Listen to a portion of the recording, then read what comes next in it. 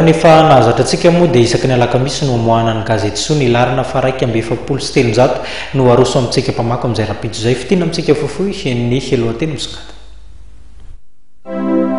Dimy taona izao no niarako taminao, niarady fankaty fampitantana tsy ny fandao, nitoky ny famzahaina. Ankoatra ireo lohahevitra rehetra izay iopanan'ity laharana gazety soa ity dia tsy inona izany fa ny fankalazana ny fetin'ny ray. Dia hitanao atao anatin'ity laharana ity toy ny mahazatra ireo lamaody natao indrindra ho antsika vehivavy toy ny lamaodin'ny palitao, ny lokomena manendrika atsika, ary ao koa ny kiraro anaovana amin'ny andron'ny fampiakaram-bady. Eo amin'ny sehatra ny fahasalamana, raha tsy te hitombo aza dinoina ny aorta, ny amanda ary ny dite maitso. Eo amin'ny pejy natokana ho an'ny lehilahy kosa indray, Coupe du Monde 2014 efa fantatra ny andresy. Ao ihany koa no hanolorana anao ny tablao ahitanao ny fandaharan-dalao rehetra mandritra ny fiadinany amboara maneran-tany. Tandremo mety hamono ny ati-doha ny sary na ny soratra mamoafady. Izany ihany koa no lohatenin-dahatsoratra iray ho velabelarin'ny gazety soa. Trano fanaovam-bolo ho an'ny vehivavy misarotava. Anisan'ny ho velabelarina ihany koa izany lahatsoratra izany atao anatin'ny gazety soa.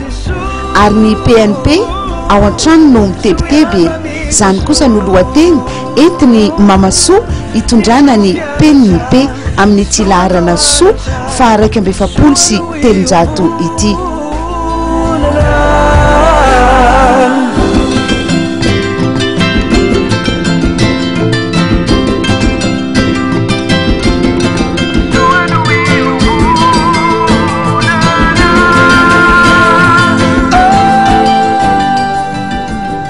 Santionan-dohateny ihany ireo fa ao anatin'ny gazety soa izay ivoaka raha ampitso alakamisy maraina no ahitanao ny andindininy izany lahatsoratra maro izany.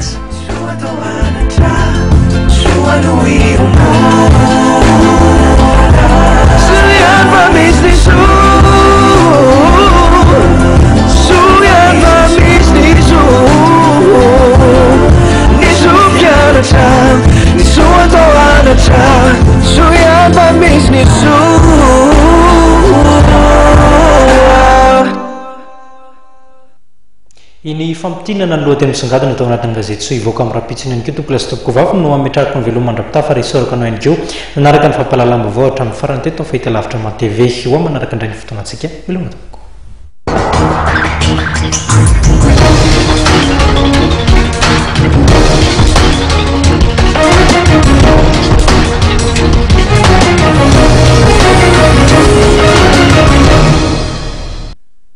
Shoprite, ni mora indrindra trano.